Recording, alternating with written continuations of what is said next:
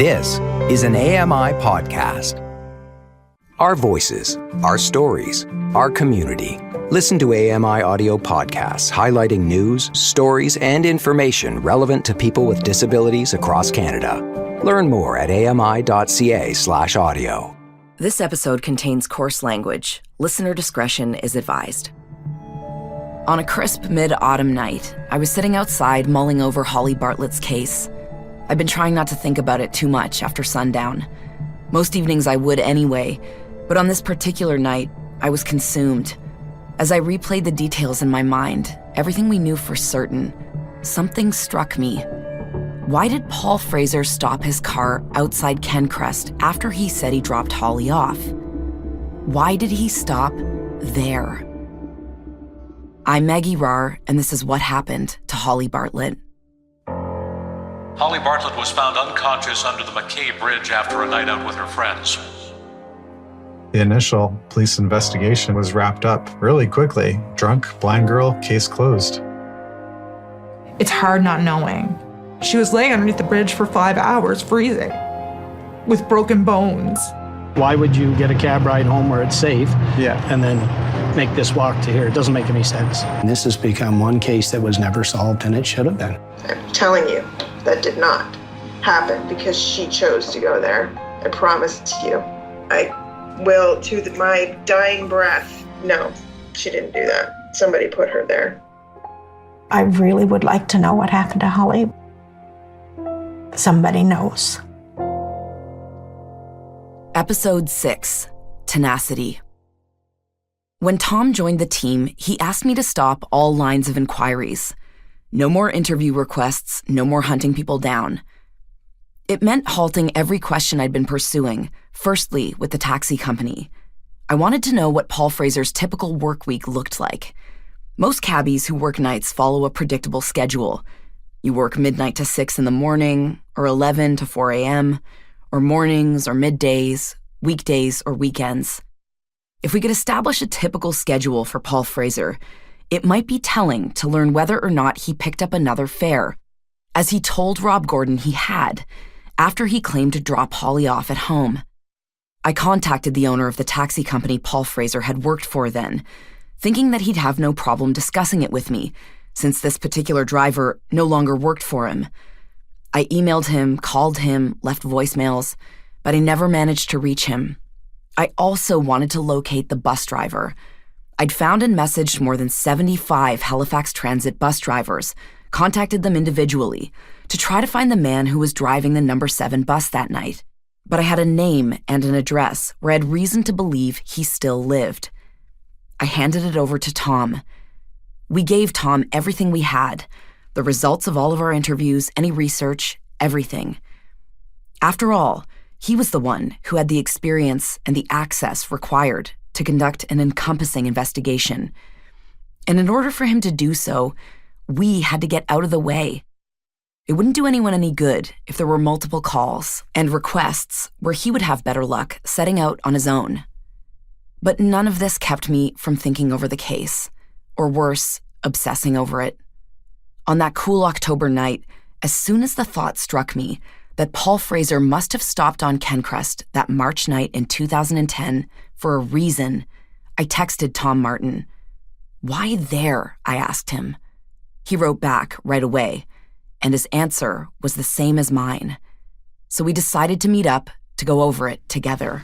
Okay, so, Tom, I texted you at like 8:30 on a Wednesday night, I think, about a week ago. Yep. Because out of nowhere, it struck me that the location where the taxi driver stopped after dropping Holly off and then leaving the parking lot when he was spotted on the footage from the number 7 bus. The bus, yeah.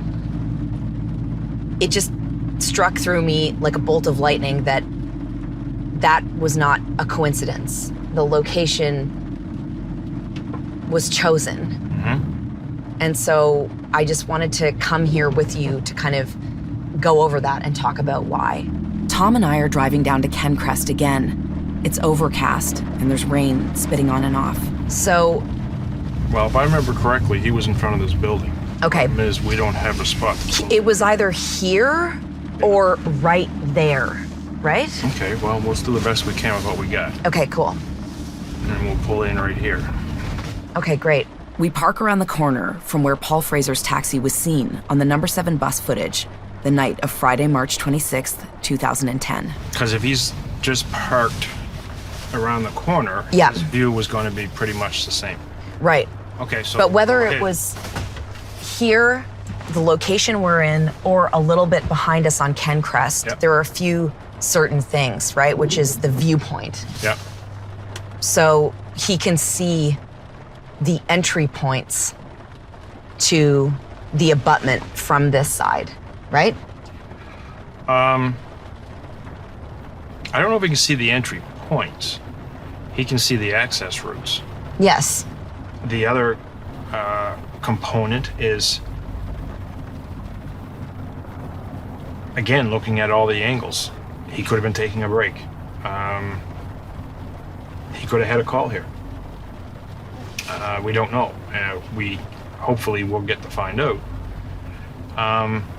But we also have to take into account the fact that Holly was just down over this hill in front of us. Yeah. To the right. Now, if, and I'm stretching if, this driver observed Holly fall, go down over this embankment behind Yeah. this address, that would be a great spot to sit to see What happened? if she comes back out this side heading back to home. Yeah. That's another possibility. I mean, so we have him taking a break. We have him picking up a fare here. We have him looking to see if Holly walks back up after taking this fall. He does say she took a fall, Yeah, he did. but When I talked to him, he said he had a vision of her falling. yeah, I mean, well, that's even stranger. That's even more bizarre. You're damn right it is. And it seems like there's a little bit of a little tidbit of a fact that we know in almost every interaction with him verbally. There's a tidbit that comes out that we know, yes, she fell. She fell down here. That's for sure. I doubt very much she ever fell up there. Yeah. I don't put any stock in that whatsoever. So you're talking about like adjacent truths to what he said. Break it down. That there's some truth in each of the versions, each of his versions that he's delivered. Yeah. There's something of the truth in each of them. I think, yeah, I do believe that. I don't think Mr. Fraser has given the full truth yet. Well, I doubt that very much. Every time he talks, a little something comes out that we know to be fact. And a good example of that is Holly fell. Yes, she did fall. She had a hell of a fall. So you think that that injury was sustained by a fall?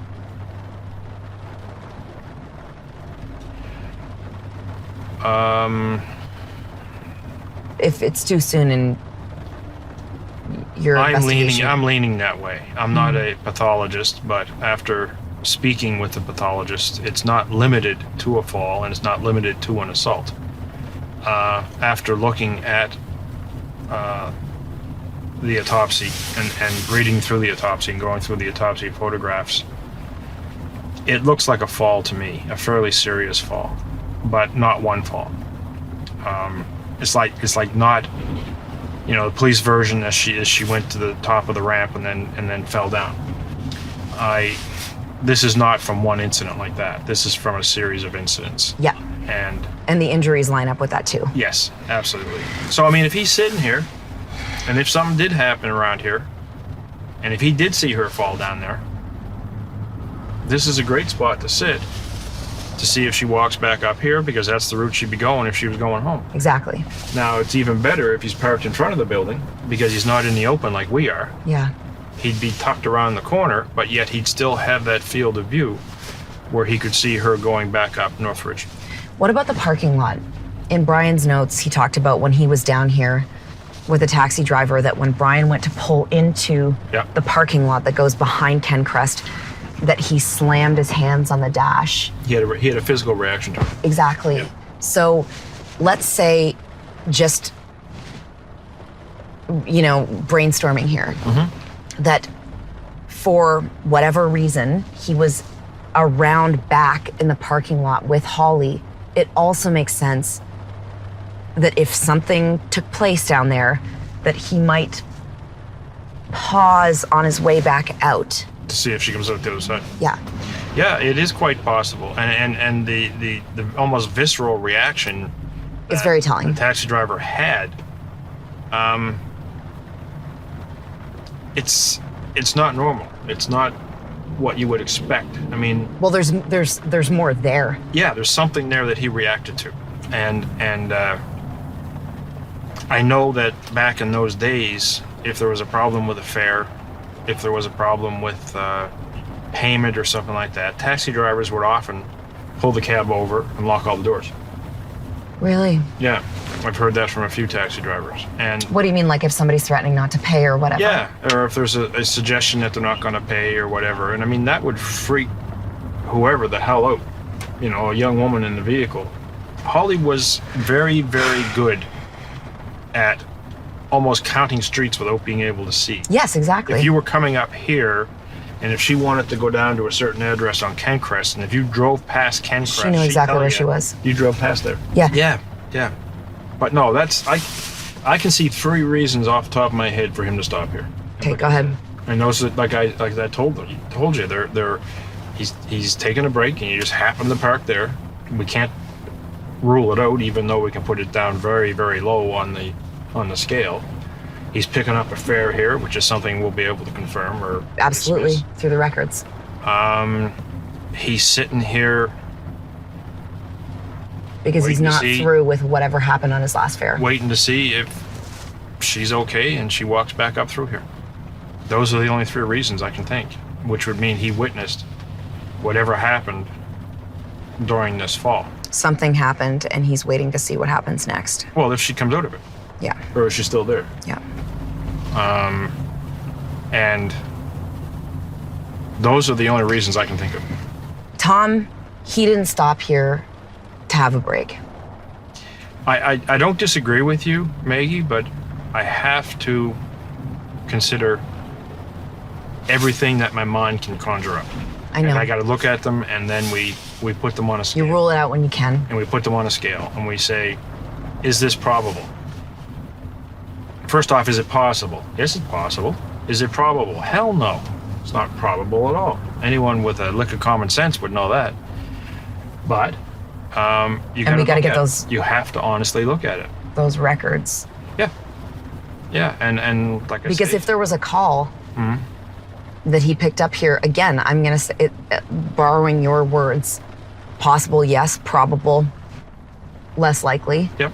Oh, yeah. But let's say, okay, he's in the area, he gets a call at Kencrest, then we'll be able to track his movements, right? And where he went next. Yeah, and we'll be able to track whichever calls he went to next. And the biggest thing to me is, did he continue working? Yeah, exactly. Or did he call it a night after that? I'd put money on last call. Yeah, and I also have to confirm whether or not he was in the habit of taking credit cards, or if he did not take credit cards. Because it almost sets the stage. I know.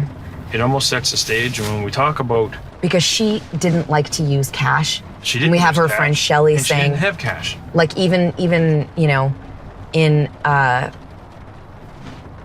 moment where there were fewer factors at play, not late, not out drinking, she preferred to use her credit card. Yep. We know that. Yep. And at the time, it was definitely a common issue. I don't drive, so I know this for myself. The taxi drivers would say, oh, the machines are down or whatever, because they wanted cash. And I can see her, again, we're getting into huge, speculation. Exactly. This is presumptive, but from what we know about Holly, I can see that conversation not going over well. No, and this is where victimology comes in.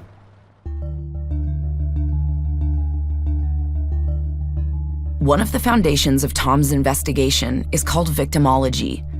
The rainy day Tom and I met at the intersection of Northridge and Kencrest to go over what might have happened that night and why Paul Fraser stopped where he did, Tom was already knee-deep in his own investigation. He'd been reaching out to everyone who knew Holly well, including Peter, to interview them about who she was, how she behaved, and how she might respond in certain situations. After we drove away from the site in his truck and said goodbye, Tom launched back into his work. It would be a couple of weeks before we'd hear from him. As soon as he was ready, the three of us, Tom, Peter, and I, got together. So victimology is just a study into why someone is a victim.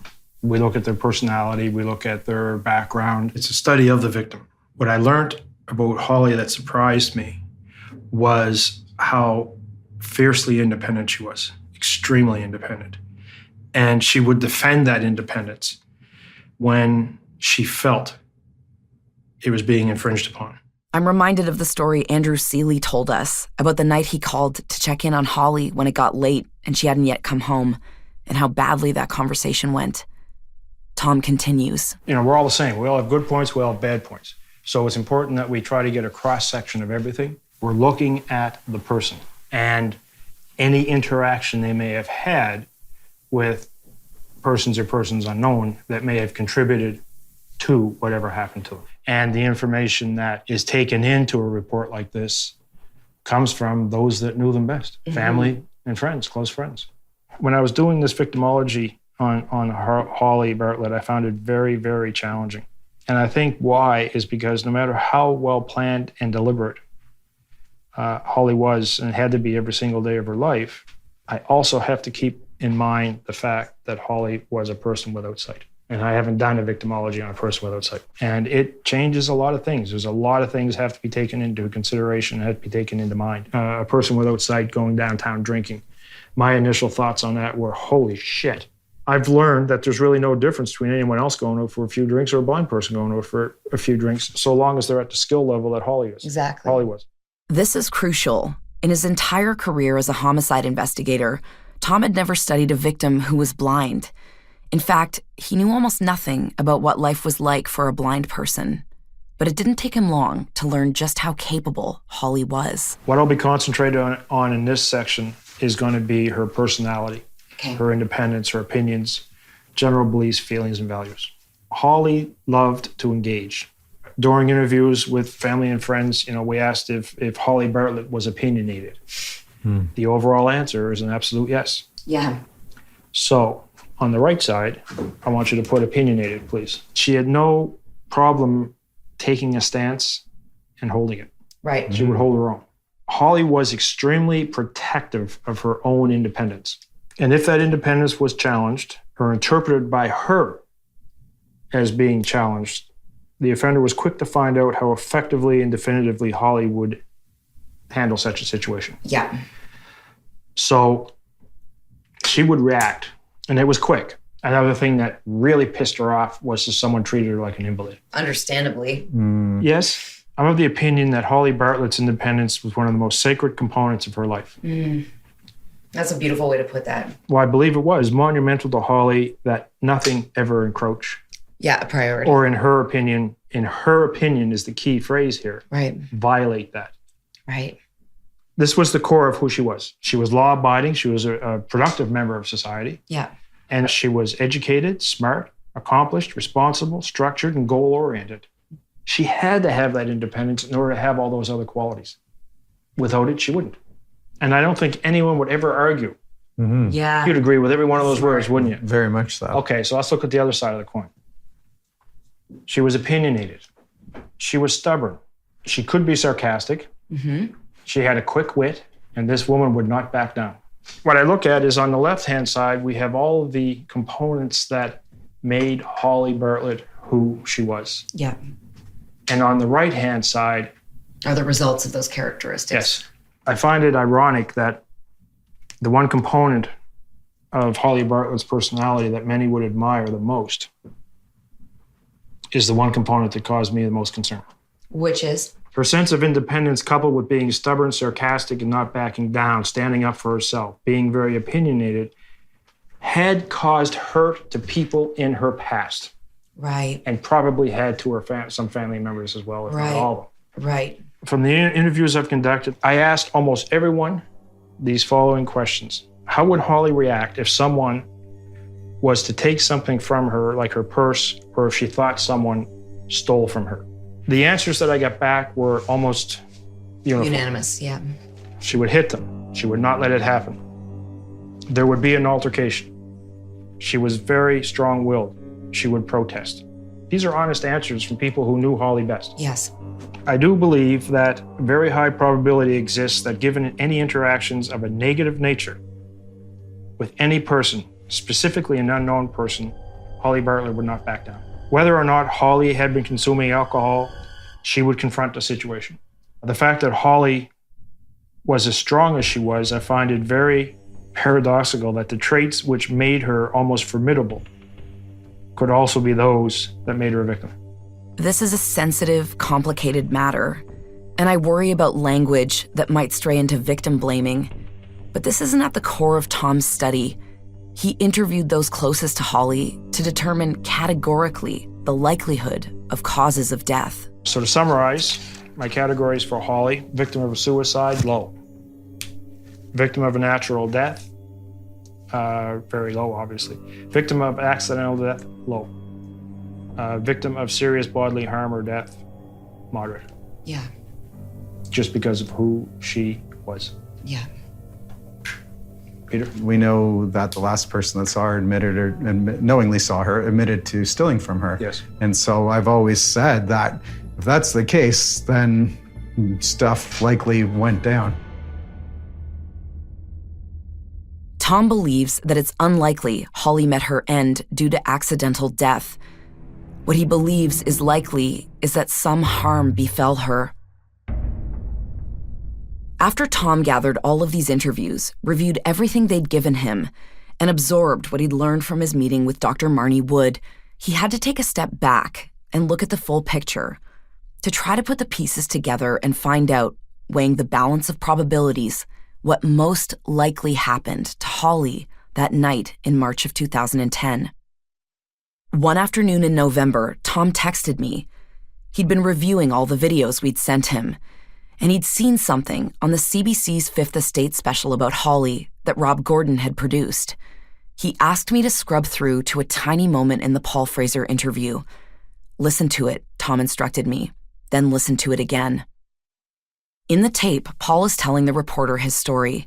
He picked her up, he dropped her off. The reporter asks Paul, "You saw her fall down?" Paul's answer, "Yes," he says. "I did know her."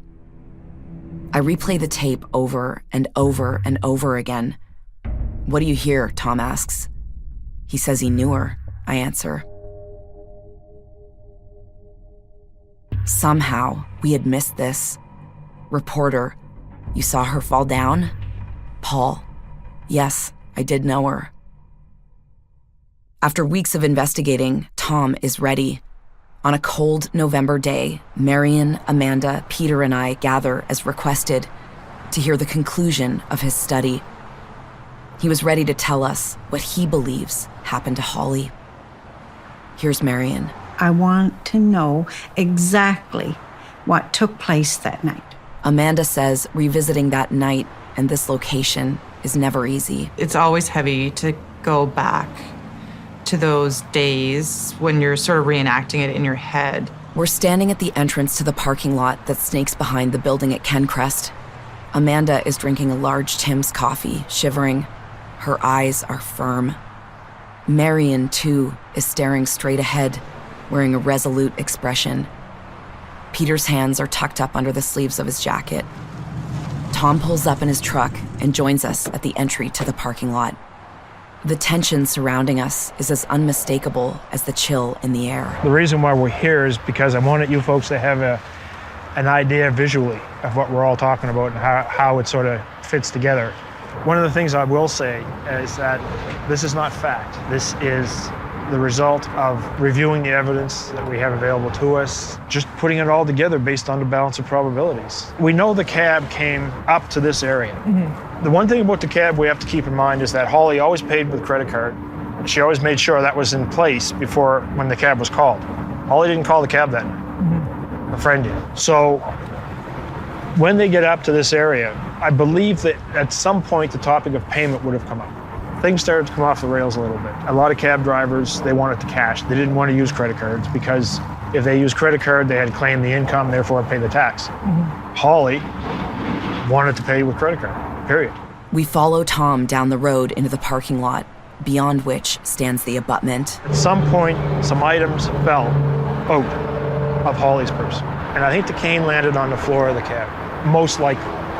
We have two scenarios that come into play for Holly to come out of the cab.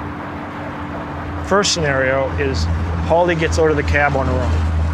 I do believe there's a very high probability that Holly exited that cab very, very quickly. And the reason why I say that is because she didn't have her gloves on. If you look back through the evening, first off, in the victimology, Holly hates cold. I'm not telling you guys anything you don't already know.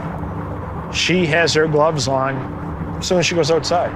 Her gloves here were in her backpack. When Holly exited that cab, it was on the fly. There's a look of strickenness in Amanda's eyes, but she remains composed. Marion stands frozen in steely determination. Tom believes that after an altercation of some kind took place between Holly Bartlett and Paul Fraser in his taxi, one of two things happened. Holly either raced out of the cab or she was forced out. What's the first thing Holly's going to hear? And it's as obvious as the nose on your face. Holly following her sound cues, which is how she's trained, correct, Peter? Right. There's a good sound cue directly in front of her that she knows if she keeps that on her right, she's heading home. Tom points across the parking lot to the guardrail and the steep hill below it. The problem heading this way, she doesn't have a clue what's in front of her. Holly does not have her cane. You know, she may have been able to hear the echo off of this wall, I don't know. I think she would have. Tom points to the edge of the back of the apartment building wall, where there's a small L shape and a 2-foot brick wall aligned with the parking lot and perpendicular to the guardrail. She's in a panic. She's not wasting any time. Tom theorizes that next she hears the rushing bridge traffic on her right and bolts forward running, knowing this must be the direction home. But instead, races unknowingly into that 2-foot section of brick wall straight ahead. This would explain the serious injury to Holly's mouth. From there, Tom surmises Holly feels her way around the corner using the wall as a guide. At this point, anywhere between here and that wall, I believe, is when Holly went down over this edge. We're all standing at the very edge of the parking lot, overlooking the steep brush and rock leading to the fenced-in, locked compound area. Tom has now placed Holly along that steep incline. We have Holly at the fence now, conscious, semi-conscious, dazed, who knows? That's when she's going to encounter that hole. This catches me off guard. Tom believes Holly did crawl through a hole, even though it's so small she could only just fit through it, and all the while having no idea where she was going. For whatever reason, she goes through it. She made her way over as far as the front of that far abutment, and I think that's where she laid down. That's scenario one. Marion, Amanda, and Peter stand completely still, listening with unbroken, rapt attention on Tom Martin. The second scenario is that the taxi driver pulled her from the backseat and she got away. I believe there's a very high probability that the taxi driver saw Holly fall. The words Paul Fraser said to me on the phone are ringing through my head like an alarm. I have the vision of her falling. There is a high probability the cab driver came back sometime, I'd say early morning of the 28th, put the cane down there, put the $5 bill over there. If he lays the cane here, he gets rid of the cane, it's back into the scene, but it also draws attention, I think, more to the $5 bill, which explains, oh, well, the rest of it blew away, but when she fell here, that's where the rest of the money would have went. The problem with that is it was in her wallet. And where was her wallet found?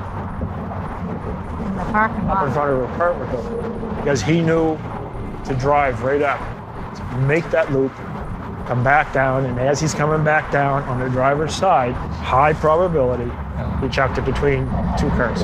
Maybe that's what Paul Fraser was doing when his car was logged entering Convoy Towers on the video from the number 7 bus. But why wouldn't he just leave the cane there too? Or as Marion pointed out, why didn't he just get rid of it, throw it in the harbor? Maybe it slid under the driver's seat in his taxi. Maybe he didn't know it was there until later. Is it possible Paul Fraser placed the cane there on Sunday? Maybe he did it to make it look like she had taken the route behind Kencrest all on her own. And maybe it worked. Until now. Amanda, Marion, and Peter stand in silence, taking in the weight of everything Tom has just told them. It feels like time is suspended. Marion and Amanda walk together to the middle of the parking lot overlooking the guardrail.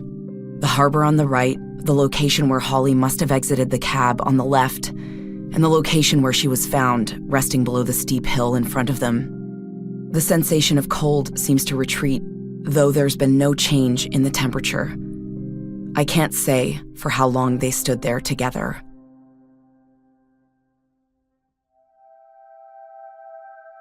As a family, we will never, ever forget what happened. For the Bartletts, learning what most likely happened to Holly serves as acknowledgement of a truth long overlooked. Now somebody else had done the work and figured out who Holly was and knew that in their heart of hearts, it could never have happened the way that we were told. It made me feel that I wasn't crazy to think that something different had happened than what the original theory was. And to confirm that my sister wasn't this drunk idiot who didn't take care of herself, right? Because it's about defending her honor too.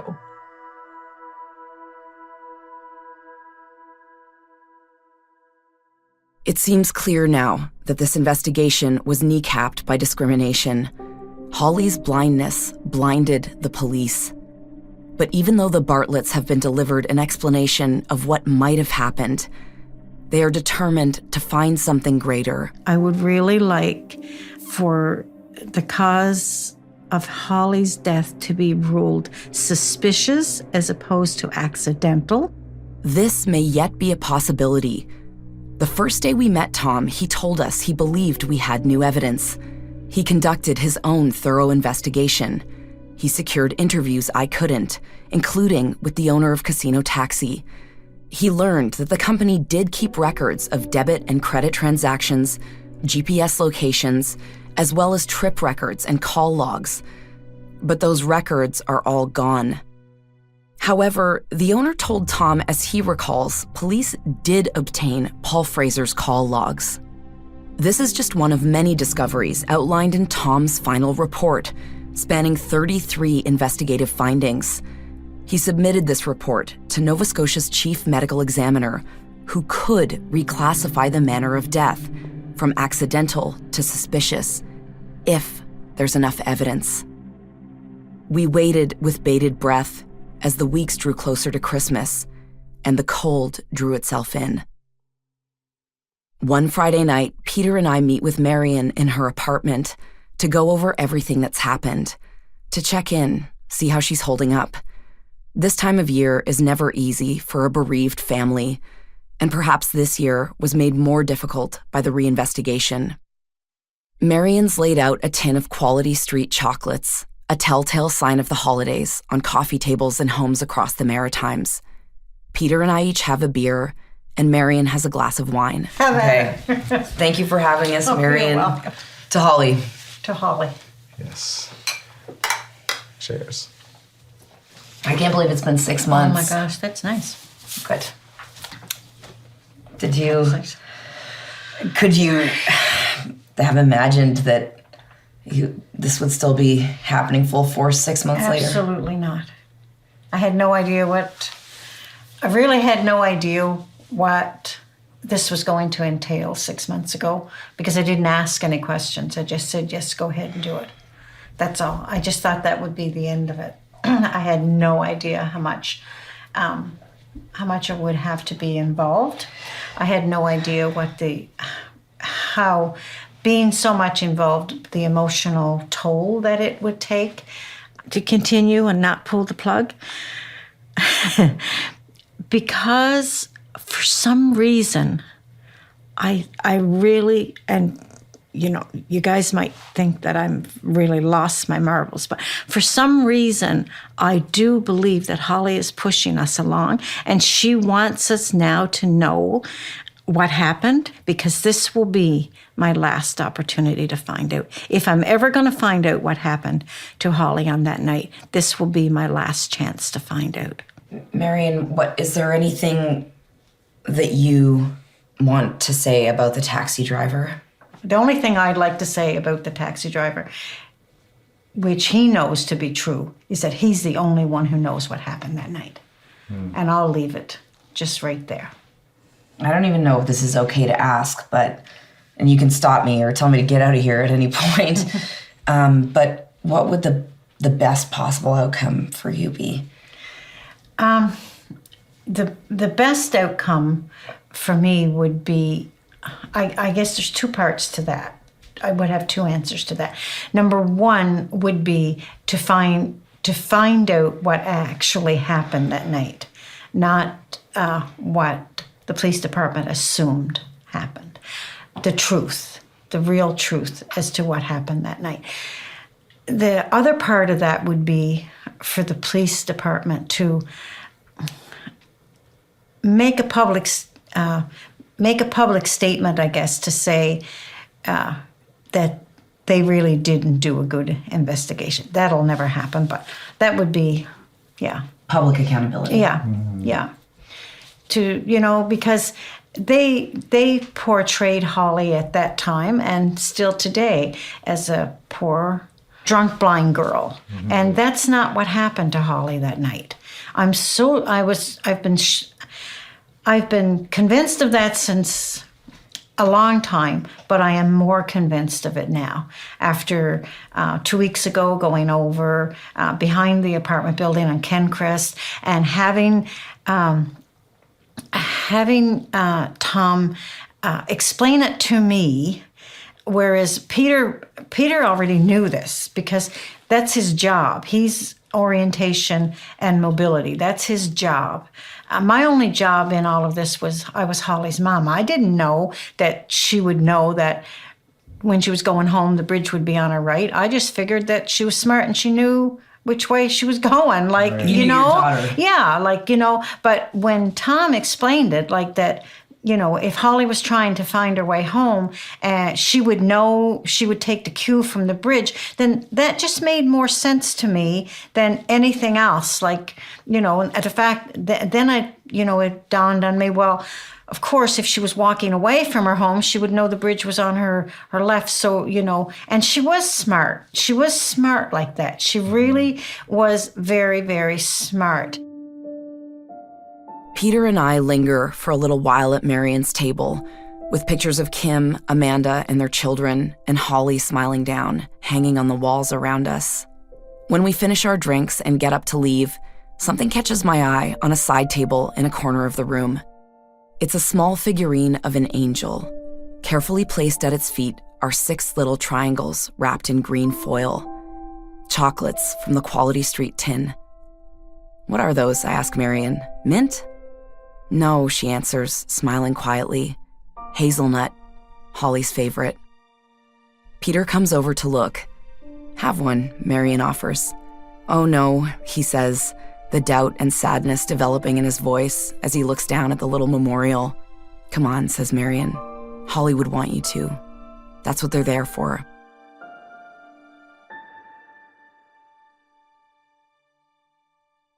In this series, we set out to find out what happened to Holly. But maybe the answers, the bigger answers about Holly's purpose in life, were there all along. The biggest thing that I face and that I had absolutely no control over is other people's assumptions about me and other people's feelings and insecurities around that. I really try to be understanding about it. Peter says if this had happened to someone else, he has no doubt about how Holly would have reacted. Holly was such a great person. If it were me or another one of Holly's friends that an injustice happened to, that she would have been the one leading the charge to get the right answers. Here's Amanda. I mean, you're never going to get peace with it, but at least someone looked at it and gave Holly the dignity to look into further what really truly happened. It's been wonderful to have attention brought to my sister. I want my sister's story to be told for sure, but more for how she lived and how incredible she was and how she continues to inspire people. I want people to remember Holly first and foremost for her tenacity, for what she had gone through growing up. It wasn't easy. She figured it out on her own. Average wasn't good enough, and just getting by wasn't going to be good enough. And she was loyal, and she was incredible. And her laugh. She was confident, sarcastic, funny. Yeah, she was all of that and a whole lot more, all wrapped up in a very tiny little package. But besides that, she was my daughter.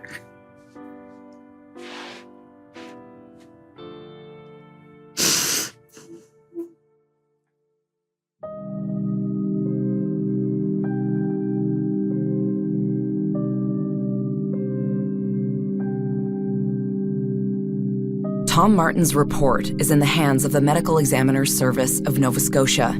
A decision regarding the manner of death and the case itself is yet to be released. To this day, Holly Bartlett's death is considered a fatal accident.